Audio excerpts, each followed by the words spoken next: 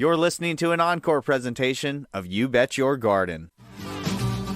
From the Composted studios of Lehigh Valley Public Media in Bethlehem, PA, it is time for another uplifting episode of chemical-free horticultural hijinks. You Bet Your Garden. Millions of first-timers are turning to gardening to escape isolation and have a reason to put on real pants again. I'm your host, Mike McGrath, and on today's show, we'll help you successfully grow some of your own food with a treatise on the correct types of, quote, soil with which to fill your raised beds. Otherwise, it's a fabulous phone call show, cats and kittens. That's right, potential guests are busy testing their topsoil, so we will take that heap and help it. Of your telecommunicated questions, comments, tips, tricks, suggestions, and bodaciously beleaguered bon vivants. So keep your eyes and or ears right here, true believers, because it's all coming up faster than you corralling your compost right after this. Support for You Bet Your Garden is provided by the Espoma Company, offering a complete selection of natural organic plant foods and potting soils. More information about Espoma and the Espoma Natural Gardening Community can be found at espoma.com. Welcome to another thrilling episode of You Bet Your Garden from the studios of Lehigh Valley Public Media in beautiful Bethlehem, PA. I am your beautiful host, Mike McGrath. Coming up later in the show, we have already told you how to sprout your seeds, how to give them enough light, how to take them through the next stage of growth. And today, we're going to almost finish up by telling you exactly what you should fill your brand new raised beds with. Very important. You're going to be sleeping in those beds for a long time. We're also going to take your fabulous phone calls at our brand new phone number. Hooray! 888-492-9444. Michael, welcome to You Bet Your Garden. Thanks for taking my call. Well, thank you for making it, Michael. How are you? Great. And yourself? I'm just Ducky. Thanks for asking. You know, Ducky is still with us, threatening. If Ducky could talk, Ducky would be running this show right now. Where are you, Michael? I am in Saratoga, outside of Boston. Oh, man, you can see the nukes. I can't see the towers from my house, but I can see the steam stacks. Oh, yeah. Oh, I can see the steam. Yeah, I always thought Saratoga was misspelled, for some reason. It should have been sanitary or something like that. Or Saratoga. Yeah, exactly. Then at least you'd have the springs. All right. What can we do for Michael in Pennsylvania? Well, I have this thing I usually wind up trying to get in arguments with friends about how I can tell them you can pretty much grow anything from the supermarket. So a couple of years ago, I was having a party, and I don't remember if it was a lemon or a lime. Mm-hmm. I took the pulp and the seeds, and I threw it in a pot that I was growing some ginger in. And I just said, leave it there out of curiosity. And I didn't give it any other thought. The end of that year, that was 3 years ago, I had a little 6-inch aggressive little plant growing, and still didn't give it any thought. Just out of curiosity, I left it there over winter. Flash forward to last year, it was about 16 inches tall, had some really nice spikes on it, a couple branches, some thick, waxy, double-lobed leaves, and I was like, I'm going to let it grow. And then at that point, somebody told me it was either a Meyer lemon or a key lime. Mm-hmm. I don't think it's either one of those, but I'm still pretty sure it's a citrus plant. Mm-hmm. Last year, the thing went crazy. It is now 7 feet tall. Just since Thanksgiving, it has grown another foot. It's inside the house. It's grown another foot. Okay, and has good. like 6 branches popping off the top now. Mm-hmm. Here's the story. First, I want to drop back to something you said in the beginning. Growing ginger in a pot. Yes. That, as you know, is one of the easiest and most rewarding things you can do. Just take a ginger root, as you said, from the supermarket, break off a hunk, put it in a pot with very well-drained potting soil, and keep it warm. Leave it out in the summer, bring it in the winter, and it'll grow really interesting foliage up top. And then when that stuff dies, you can harvest quite a bit of ginger root. And man, you'll never get it fresher. Now, Yeah. what you did is, we won't call it a mistake, but it is one of the most common things that happens to gardeners. They use some supermarket produce, they see seeds inside, and they're curious as to whether they can sprout them. Yeah. Your seeds may or may not have been from an actual Meyer lemon, but they were from a lemon tree, a standard size tree, not these little ones that people love to have as houseplants. And I will tell people right now that if they want to buy a Meyer lemon or a dwarf key lime for the inside of their house, they'll never be sorry. The flowers alone scent the house beautifully. But all of these houseplant-sized ones have been grafted. That is, the variety that's desired is grafted onto a rootstock that limits the final height of the tree. It also eliminates most of those thorns that people don't realize citrus is really known for in the wild. So you are growing a full-size lemon, I would say lemon tree. That would be my guess. It could be a lime, but you're growing a full-size standard one, which you would see maybe in San Diego or southern Florida or something like that. The odds of it flowering or fruiting are minimal to none. So it is just, it shows you have a wonderful green thumb. I mean, you got an amazing looking plant. And I'm really not surprised it survived that first winter outside. Well, no, I brought it in every year. Oh, you brought it in every year. Okay, all right. Yeah, I brought it in. It's in a 20-gallon pot right now. Okay. Every year I bring it in and keep it in the kitchen. Okay. So you're going to keep doing this, or has your back not gone out yet? That was the part of the reason why I was calling. I didn't know. I obviously, after looking online and looking at different types of plants, because these leaves are very unique, and I keep looking at different varieties of lime and lemon, and I have not been able to determine what species or subspecies it is. And I didn't know its maturity height. I didn't know if this thing's going to be 10 feet tall, if it's going to be 30 feet tall, and if it was something that was worth just keeping around the house, just to say, hey, I have a lemon tree, even though it doesn't produce. Well, it's I think the big question is the height of your ceilings. Depends on the room, anywhere between 8 and 10 feet.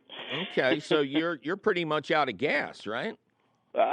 Close to it, yes. Yeah. And like I said, I wanted to prune it, but I wanted to make sure I wasn't going to hurt it if I pruned it. But my other concern was trying to figure out if anybody was able to help me determine the variety. Oh, well, they're in cultivation, they're definitely pruned. So Yes. First thing I would say is hook this puppy up to a hand truck. My Diane taught me that from my Birds of Paradise, and it's the only reason I have a little bit of a back left. So when it's time to move it in and out, you got wheels on your side. Pruning you can pretty much do any time of year. You could do it inside now. You could do it when you take it out in the spring. You may have to do it before you take it out to get it through the doorway. But they are fun to grow if you keep it going. I think most people give up at around this point. If you keep it going, there's always the possibility of it flowering, if not fruiting. It may need cross-pollination.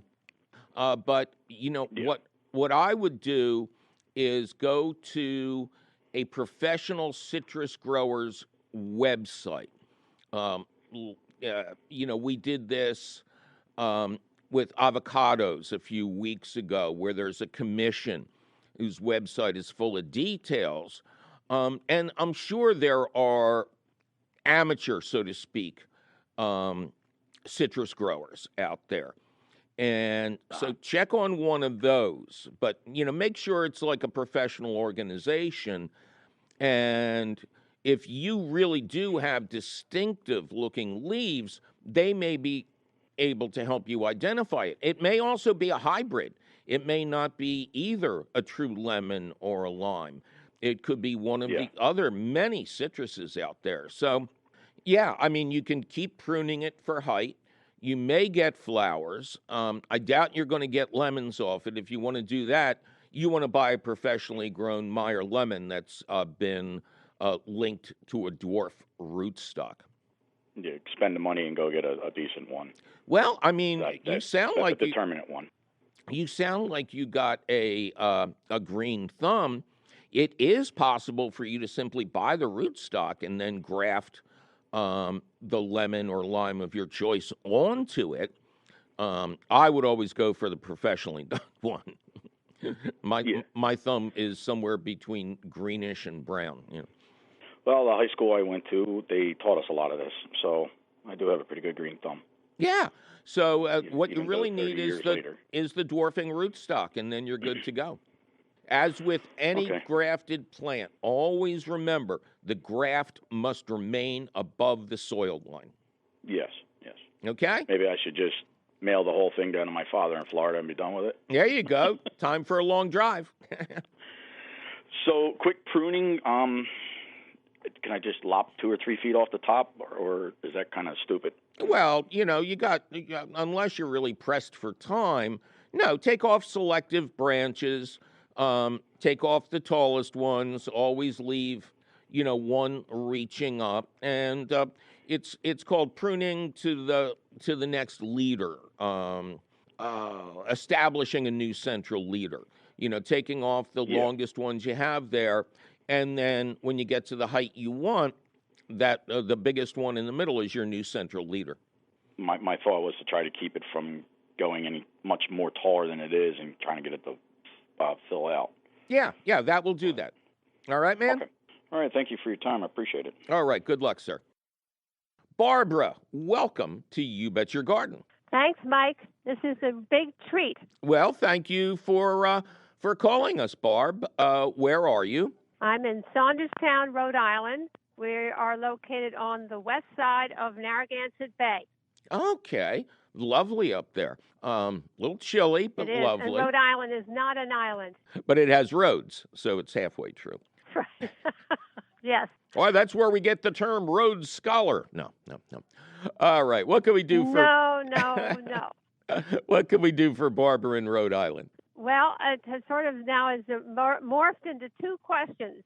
One was I had planned to put compost on my almost 5-year-old asparagus bed back in the fall, but I never did. Mm-hmm. And I've thrown a little bit on, but not too much. And I was wondering if I could do it now. And then I was given some seaweed by a friend who collected it down at the Bay campus at URI. Mm-hmm. And said he's been using that. And I'm wondering if that's something I can put in my garden or on top of plants that are asleep. Well, those are 2 very different questions. The first answer is going to be that you can feed your asparagus almost at any time of the year. Now, is this your own homemade compost? Are you buying it? No, I buy it from a landscaper. Okay. So do you know what the original material was? I don't. Okay. No. See, the reason I ask, and here's a little foreshadowing for everybody listening, is we are seeing some really exciting new research in the world of composting about the difference between compost that's made from yard waste and compost that incorporates animal manures. Back in the day and forever after, the best food for asparagus was considered to be completely composted horse manure. Asparagus is a heavy feeder. It loves a lot of nitrogen. So normally I tell people not to use manures for various reasons. But if you could find a good supply of composted horse manure, that would be the best thing to feed your asparagus bed. This season, if you want to hit the ground running, sure, use the compost that you can get locally from the landscaper. So I want you to go to this landscaper, but instead of having them dump the whole load all at once, bring home a bucket of the compost, a sample, and just fill a regular plant pot with it. Water the plant pot every day. Keep it inside. And if no weed seeds have sprouted in the first 10 days or 2 weeks, that's fabulous. But if you get a whole bunch of greenery in the pot, you don't want to put that on an asparagus bed, because the worst enemy of asparagus is, of course, weeds. So you just Weeds. you just want to Yes. test it for weed seeds. Nice and simple. Now, as to the seaweed, the answer there is yes, but it's not the ideal fertilizer for asparagus. Seaweed from cold waters, and your waters are cold, contains a lot of micronutrients and minerals that just your regular garden variety plants really like. So I would incorporate the seaweed. If you have a compost pile, I would put the seaweed in there and let it join with the compost. But if you just want to lay it down as a mulch, the way Elliot Coleman does on the rocky coast of Maine, that's fine too. But I would use that on tomatoes, peppers, anything that likes a wide variety of nutrients, because asparagus, being a grass, just wants nitrogen. And so in the future, Okay. I would suggest you keep an eye out for composted horse manure. Okay. All right? All right, I can do that. We have people who have horses, but I don't know how long does it take to compost it? Until it no longer has any smell or heat. Okay. And it'll All right, compost that's down great. into beautiful black soil. All right? Okay, fantastic. All right. You take care. Pleasure to talk to you. Thank you so much. Yeah, likewise. Bye-bye. Well, it's time for me to take a little break and once again warn everybody out there that seed and plant companies are running behind in getting their orders out, due both to increased demand and the social distancing necessary to keep the employees who pick and pack those orders safe. So please order early, be patient, and maybe allow some substitutions if one or two of your chosen varieties is sold out. But don't go perusing your potential purchases just yet, because we'll be right back with more of your fabulous phone calls to our brand new number, 888-492-9444. I'm Mike McGrath, and you're listening to You Bet Your Garden from the studios of Lehigh Valley Public Media in Bethlehem, PA.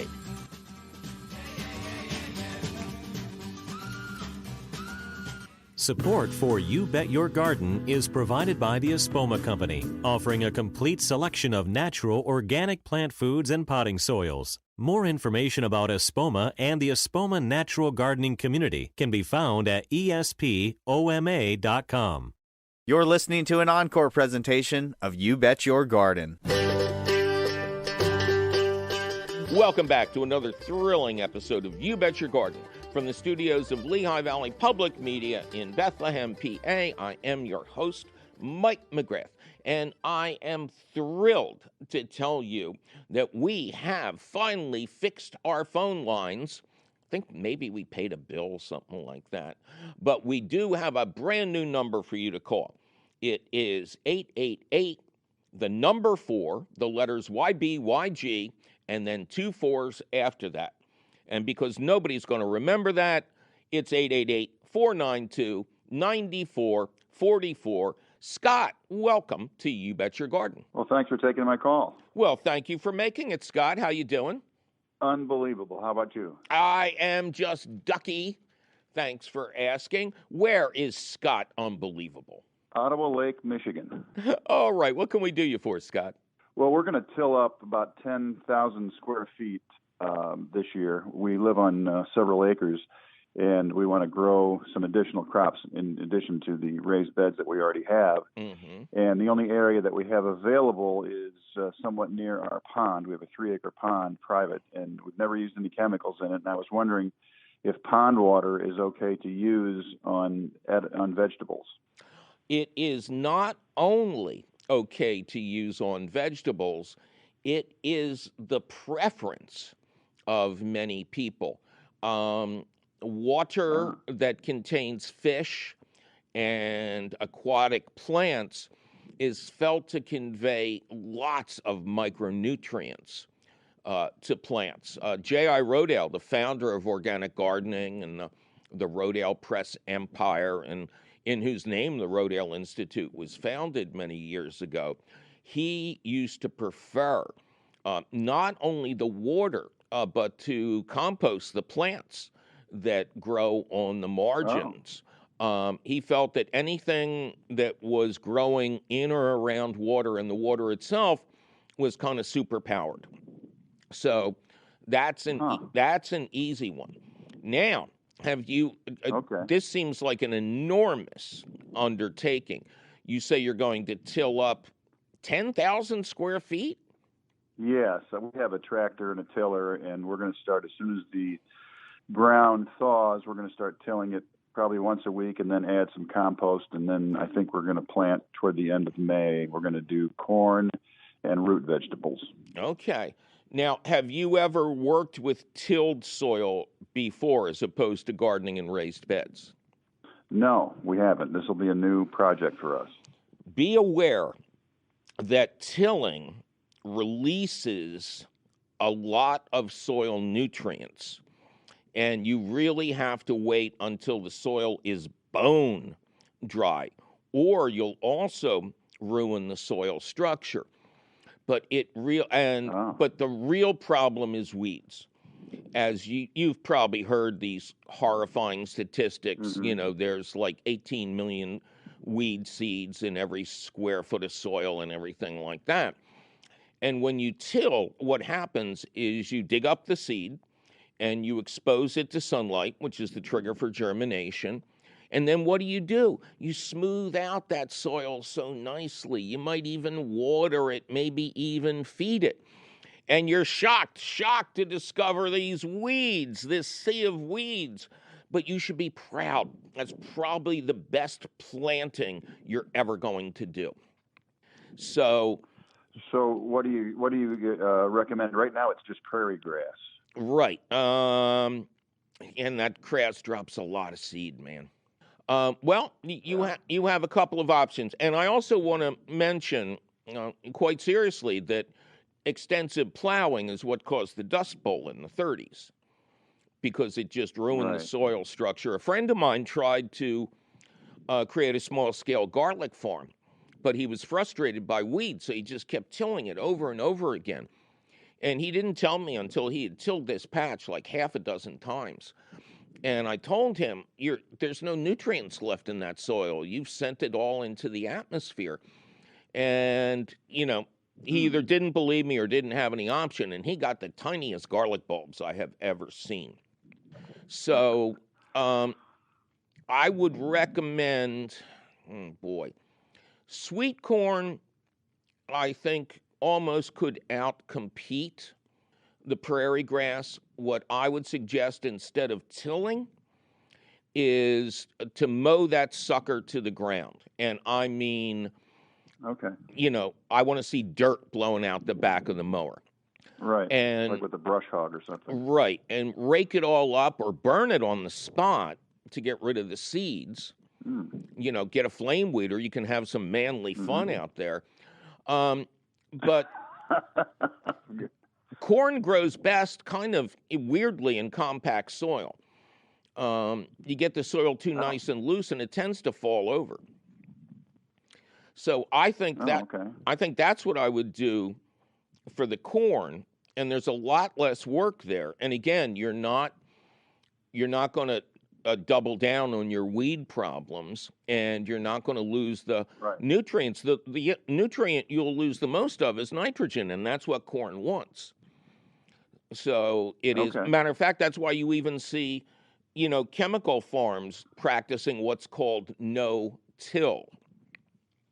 And if you go look at some websites of extension services and maybe the Rodale Institute, because I know they've done extensive studies of no-till farming, and they can really walk you through the paces of no-till farming for corn, because that's the new way of doing it, and it's much better for the environment and the atmosphere. For the root crops, all right. What about if you don't feel a need to get started right away, consider tilling up the soil, because you're right, root crops need that underground space, or you get carrots making dirty pictures out of themselves. But I would do small areas at a time, workable areas. After you're done tilling it, level it out like with a level, like you're a carpenter, and then saturate it with water and cover that area with clear plastic that is either 1 or 2 mils thick. I'm hoping that you'll get enough sunshine over the summer. Then what happens is you've created what's called a stale seed bed. You've actually destroyed the seeds that were brought to the surface. And if you do that, if you make one stale seed bed after the other, you should have good success. Okay, terrific. Well, thanks so much. I really enjoy your show. Well, thank you, sir. Good luck to you. All right, remember that brand new number to call, 888-492-9444. Gene, welcome to You Bet Your Garden. Hello, Mike. It's good to talk to you. It's good to talk to you, Gene. How are you doing? Well, I'm doing well. We're a bit cold right now, but we're good. And where is Gene well but cold? In central Pennsylvania. Okay, so, in the Penn right here State? in Bellefonte. Oh, I know that town. Yes. Yeah, when I spoke in Penn State the most recent time, I love going up there or over there, whatever you call it. And I stopped in Bellefonte and went to a great place called Blondie. Yes. A great little restaurant that I just happened Fabulous, yes. Oh, yeah, I didn't want to leave. It was great. All right, so what do they do with those streets in the winter? Some of them are straight up. They're not even angled. It's like trying to get up a cliff. I know. I don't like to go there at this time of year. I pretty much stay, on the level ground. And around the courthouse, it's pretty scary because there are very, very steep hills there. Oh, yeah. And I don't really know what happens because I don't go there. I thought I dozed off and took the wrong exit, and I was in San Francisco or something. I know. It's very steep, yeah. All right. What can we do you for? Well, we, of course, are having a relatively colder winter zone this year than we have had in the past several years. Yeah. And the deer population has decided to feast on our rhododendrons. Oh, yeah. And they are being ferocious.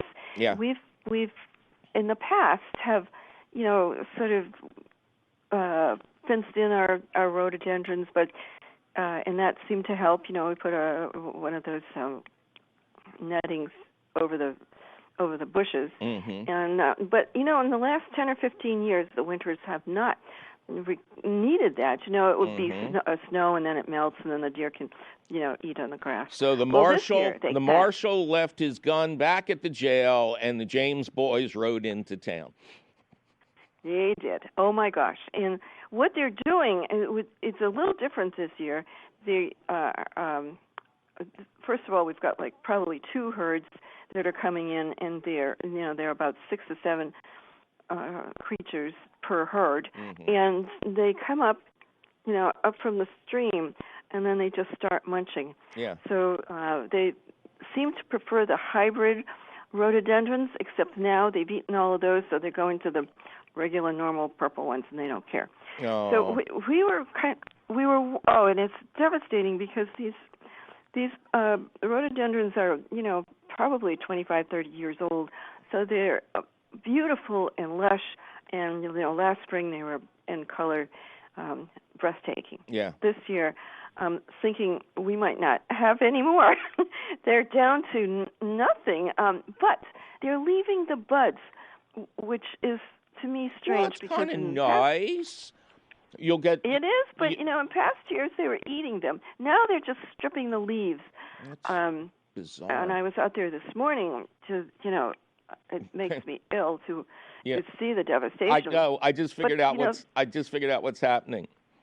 They made a Yeah. deal with the evil squirrels. The squirrels will get the buds. I think they did because there aren't any squirrels here right now.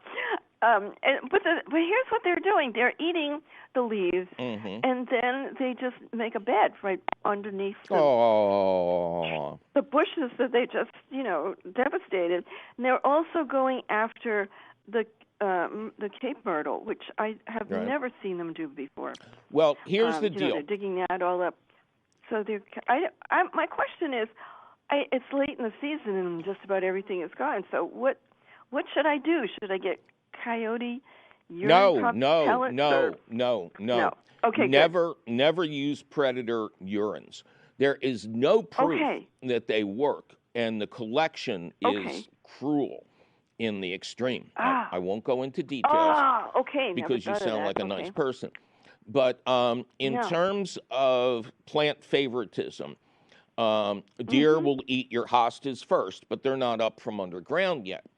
Then they'll go for any arborvitae that are in the area. Then they'll go to the azaleas. Then they'll go to the rhododendrons. And after that, they will eat holly. They will eat, horrible plants that are tough. Really? Yeah.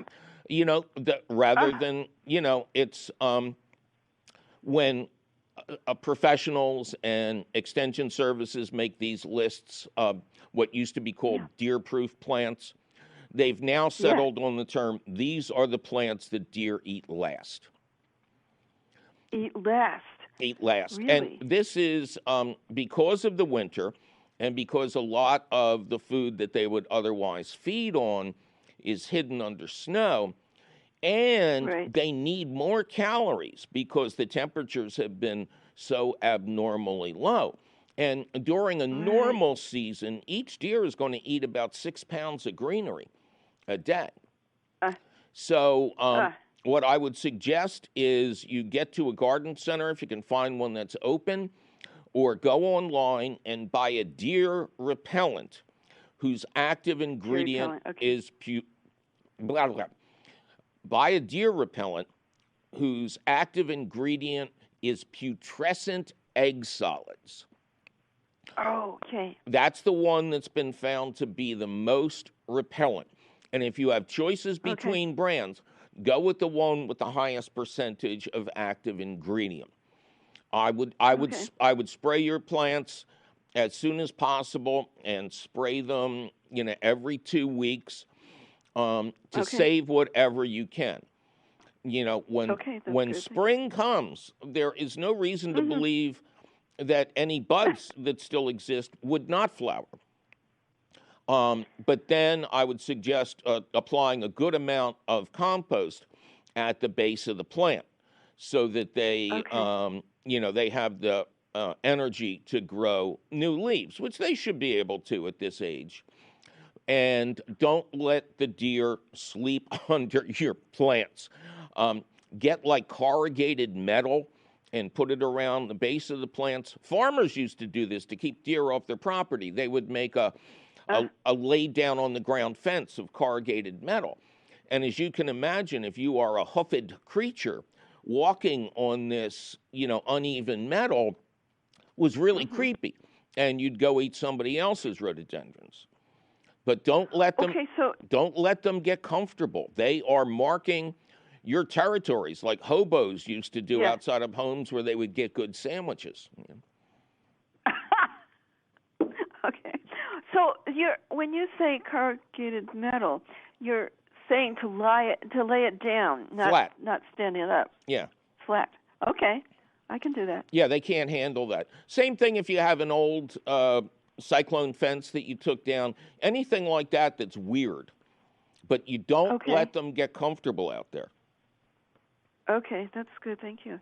And as soon as the weather warms up, get a motion-activated sprinkler and point it at that part of your landscape. Obviously, you can't use water now, but once we're out of the deep freeze, motion-activated sprinklers are a great way to startle deer and get them to avoid your property in the future. Okay. But don't let right. them start collecting their mail there, you know? I think they are. Yeah. Is there a Bambi here? There's a message for you from Coles. Yeah, Bambi and his twin. Yeah. All right. So good luck to you. Let us know what happens, okay? Well, thank you so very much. I appreciate it. Oh, my pleasure. I enjoy your program so much. Thank you so much. Stay safe. Bye-bye. Bye-bye. Well, it's time for me to take another little break and proudly announce that we finally paid our phone bill, and now we do have a phone number you can call anytime. But it ain't the old one. Our new phone number is 888-492-9444. Or if you want to be clever about it, it's 888-4YB-YG-44. Either way, now you really can call us anytime, once again. Yay! But don't you go dialing that number just yet, because we'll be right back with the right stuff to fill your raised beds with and more of your fabulous phone calls. Support for You Bet Your Garden is provided by the Espoma Company, offering a complete selection of natural organic plant foods and potting soils. More information about Espoma and the Espoma Natural Gardening Community can be found at espoma.com.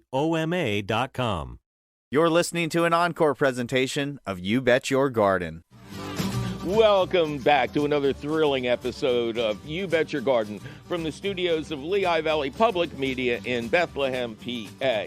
I am your host, Mike McGrath, and we're in the stretch now, cats and kittens. In just a little bit, we'll get to an exciting question of the week: the best mix of soils with which to fill your raised beds. But before that, a couple more of your fabulous phone calls. Tina, welcome to You Bet Your Garden. Thank you, Mike. Well, thank you, Tina. How you doing? I'm doing good. I am in Woodburn, Kentucky. I found you all on WPLN on Saturday morning, probably 3 or 4 years ago. Right. Okay, great. Well, So, what can we do you for?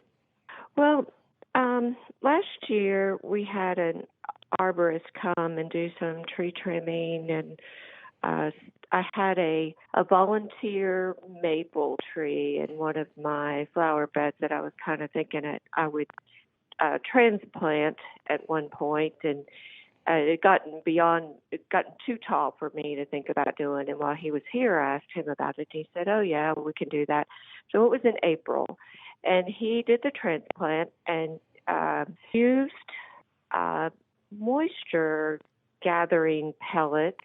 And when he planted, and said, you're not going to have to worry about watering that tree unless it doesn't rain for 3 weeks. And I thought, wow. So, because I had used those sort of moisture pellets in some container gardens that I've done, some flowers mostly, because it does tend to get, I live in the middle of a field. We have a lot of sun. It gets really hot and humid. So it worked well, seemed to work well for that tree, and we're getting ready to do some more updating our landscaping, and wondering kind of what your thoughts were on using those. Is it difficult for you to get water to new plants? Some of them may be where we are going to plant. One of the things that I loved about it was the fact that in the past, I've always had a hard time judging when they needed water. Mm-hmm. Now, he put these things in the planting hole. Did they look like the slimy little gummy bear things that are in some potting soils? So I asked him about the product that he was using. Right. He shared it with me. Soil moist. Said it's sodium polyacrylate. Okay, so that's a plastic. And how he described it is that you would dig your hole, fill it about probably 2/3, put your root ball or whatever in, and then you fill it about 2/3 with your dirt. And when you're about 5 to 6 inches below the ground level, the top, you would just sprinkle these in there, kind of like he described it as putting salt on egg and bacon. Uh-huh. When you're salting that in the morning, and then you finish covering it up. You keep it away from the root ball, so it's out in the soil that's around the plant or shrub or whatever it is. But then for this to work, you'd So- really have to saturate that soil right away. Correct. Yeah, and we did that with the tree. We left, I think, a hose just gently running on it for 18 hours or so. Excellent, excellent. And you just answered your own question. Anytime you go a week without rain, typically the best way to water trees and shrubs is just what you say. Just let a hose drip at their base, for 12 to 24 hours. That really saturates everything. You're also, you're kind of describing that you get really bone dry at the height of the summer. If that's the case and rain has really been scarce, you could do that even twice a week. Now, I'm actually surprised to hear your story. I believe you. You've never lied to me before. When these water holding crystals were tested in university studies as components of potting mixes, they didn't do anything. They didn't increase the time between waterings. But trees are another matter. Obviously, they've got their roots in the ground, and once trees get established, I don't know that I've ever watered a tree, to be honest, during drought times.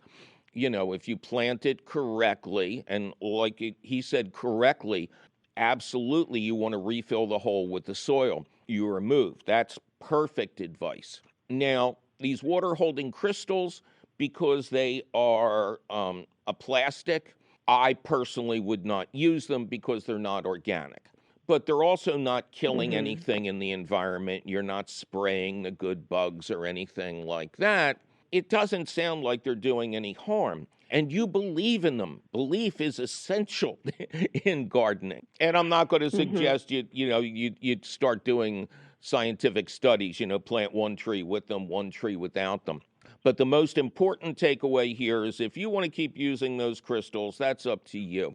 But the most important thing is when you plant a new tree, to fill the hole up with the same soil you removed and to water the heck out of it over those first couple of weeks while it gets established. That's the best advice.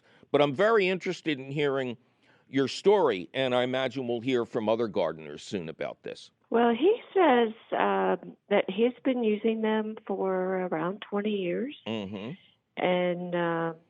he has all the certifications. He's got a couple of degrees, studied, and I can't tell you all of them, but that's okay. I had never heard of that. And he said he can plant pretty much all summer long, which here, we get pretty hot. We're not Arizona hot. Right. But definitely we get pretty hot. Yeah, that's generally bad advice. When you are establishing expensive new trees and shrubs, you don't want to plant them in the summertime because of the difficulty in keeping them watered. And most new trees and shrubs that die prematurely die from lack of watering and inattention. When it comes down to stuff like this, because the material is not my style, so to speak, but it doesn't seem dangerous at all, keep doing what you're doing. As long as it's working out, you go for it. Well, good. Okay. All right, you take care. All right, it is time for the question of the week, which we're calling the dirty little secret of raised bed success. Bernadette in Allentown writes, I grow vegetables in raised beds. I start with organic plants and grow them organically using compost from the Rodale Institute as my added fertilizer. This year, I have 4 new raised beds measuring 4 by 8 and 12 inches deep. My question to you is, what kind of soil do I look for that is as close to organic as possible? I can't use organic soil in bags. It's just too costly for the amount I need. I hear that mushroom soil is probably treated with chemicals. I would really appreciate your advice on looking for soil to fill my raised beds. Well, the first thing I want to say is that you should always take the long view here. Depending on your age and God's good wishes, these beds could be producing or not for decades to come. So assume the amortization aspect and presume that what you start with will be with you for a decade or two. And remember, filling a bed is easy. Emptying it and starting over is not. The second thing, number 2, that I want to say is that there really isn't anything called, quote, organic soil. But bagged potting soils, composts, and the like that carry the OMRI seal of approval, that's OMRI for the Organic Materials Research Institute, have been tested and are approved for use on organic farms and gardens. Now, you mentioned the Rodale Institute, a fine nonprofit facility in Kutztown that's just a half hour or so from Allentown, especially if you take I-78 instead of slowpoke Route 222. Anyway, I spoke with Rick Carr, farm director and compost production specialist for the Institute, and he explained that they will have organic compost for sale this season. Hey, come on. If you hear the name Rodale, you can be pretty sure it's going to be organic, right? They offer bulk compost at $35 per cubic yard. You must bring your own method of transport, say a pickup truck or a trailer, but they will happily load it for you. Math time. A cubic yard of compost equals 27 cubic feet. A raised bed that's 4 by 8 by 1 foot high would require 32 cubic feet of material. But I never recommend compost alone when filling a bed for the first time. It can just get too heavy, especially in wet climes. For me, the perfect raised bed filler is around 50% compost, 50% high-quality screen topsoil, and a generous amount of perlite, a mined volcanic glass that aids drainage and retains water, which is quite a trick. No garden soil unless you are certain that it contains no lead.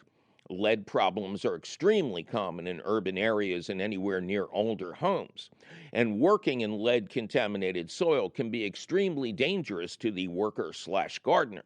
But if a lead test clears your soil, you can use it as a base to take up some room in the bottom of each bed. But do not mix it in. And 2 inches on the bottom would be the maximum you can use. Then mix your other ingredients well, preferably in a wheelbarrow, and pour them on top of that wretched garden soil. And since only half of the mix is compost, 2 cubic yards would seem sufficient to supply the compost component of your 4 new raised beds. That's $70 plus gas money. Come on. And for those who operate on a smaller scale, the Rodale Institute also sells bags of compost, each about a 5-gallon bucket's worth, for $5. And they supply the non-plastic bags. Very cool.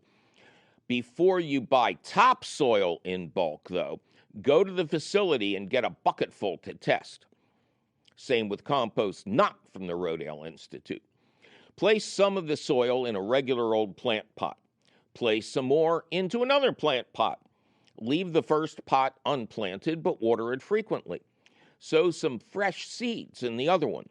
Pea or bean seeds are best, as they are extremely vulnerable to herbicide poisoning, which is what we're testing for here. Cover it with some more soil and also water frequently. Try and do this inside, if at all possible, to keep the seeds warm so they germinate quickly. If the empty pot stays empty, you're good to go. If the empty pot sprouts plants, take a pass because the material is full of weed seeds. If your test crop comes up looking nice and green and happy and healthy, go for it. But if they emerge all withered and nasty looking, take a pass because there's herbicides in there. You should perform this simple test on every load of bulk material you're thinking about purchasing. Do not wait until it gets dropped off at your house. In addition, give every batch the duck test. Does it smell like good rich soil? does it feel like good, rich soil? And does it look like good, rich soil? If it smells like a duck, looks like a duck, and feels like a duck, it's just ducky. There are numerous facilities all over the country that sell bulk compost, bulk topsoil, and mixes of each. Some may even be able to supply you with the equivalent of a soil test for their bulk compost. So always ask for the paper. But no matter what, take home a sample of any bulk material for testing before you buy. Well, that sure was some interesting information about filling your beds with the best, now wasn't it? Luckily for you, the question of the week appears in print at the Gardens Alive website. To read it over at your leisure or your leisure, just click the link for the question of the week at our website, which is still and will forever be youbetyourgarden.org. Gardens Alive supports the You Bet Your Garden question of the week, and you will always find the latest question of the week at the Gardens Alive website. Well, yikes, my producer is threatening to short sheet my beds if I don't get out of this studio. We must be out of time. But you can still contact us anytime at our brand new phone number, which actually works, cats and kittens. How about that? It is 888, the number 4, YBYG 44. In human terms, that's 888-492-9444. Or send us your email, you're tired, you're poor, you're wretched refuse teeming towards our garden shore at ybyg@wlvt.org. Please include your location. You'll find all of this contact information, including our brand new and shiny phone number, at our website, youbetyourgarden.org, where you'll also find the answers to all your garden questions. Audio of this show, video of this show, audio and video of previous shows. Details, final details, we're running out on how you can get your own little lucky ducky and our internationally renowned podcast. You Bet Your Garden is a half-hour public television show, an hour-long public radio show and podcast, all produced and delivered to you weekly by Lehigh Valley Public Media in Bethlehem, PA. Our radio show is distributed by PRX, the Public Radio Exchange. You Bet Your Garden was created by Mike McGrath. Mike McGrath was created when he found an old cane in a Norwegian cave, tapped it on the ground, and was astonished to find that his hair had grown back, and he now had a nifty new hammer. Ken Queter plays our theme song. Our Chief Content Officer is Yoni Greenbaum. Our Angel of the Airways is Christine Dempsey. Our Sound Engineer is Jersey Fresh Charlie Sarah. Our Social Media Director is Amanda Norfleet. Check out her fine work and send us some pictures at the You Bet Your Garden Facebook page. Tavia Minnick is our peerless princess of profound production. The always lovely Jonas Bowen is our audio editor. Judicious Jake Boyer does the video. Our directorial director of direction is the harassed and harried Javier Diaz. Andy Cummins takes our temperature at the door. Formerly the stand-in for Pugsley on the old Addams Family TV show, Zach the Tack Wisniewski is in the house, ably assisted by the usual gang of idiots, including Eric Werner, Jacob Morris, Jeff Frederick, and many more too expensive to mention. Our CEO, Tim Fallon, is enjoying working from home while sending us pictures of the racks of lamb he is consuming. He also claims to be walking 1,800 miles a day. I'm your host, Mike McGrath, wondering which third-string Marvel character are they going to make the next movie about? Brother Voodoo? Fin Fang Foom? The Human Top? Paste Pot Pete? One thing I could say for certain, by the shields of the Seraphim, I will see you again next week. You've been listening to an encore presentation of You Bet Your Garden. What can you expect to hear on the next thrilling episode of You Bet Your Garden? Your fabulous phone calls, of course, horrifying mispronunciations of basic horticultural terms, and a question of the week I haven't figured out yet. I'm your host, Mike McGrath. Join me for fun, frivolity, and more on the next You Bet Your Garden.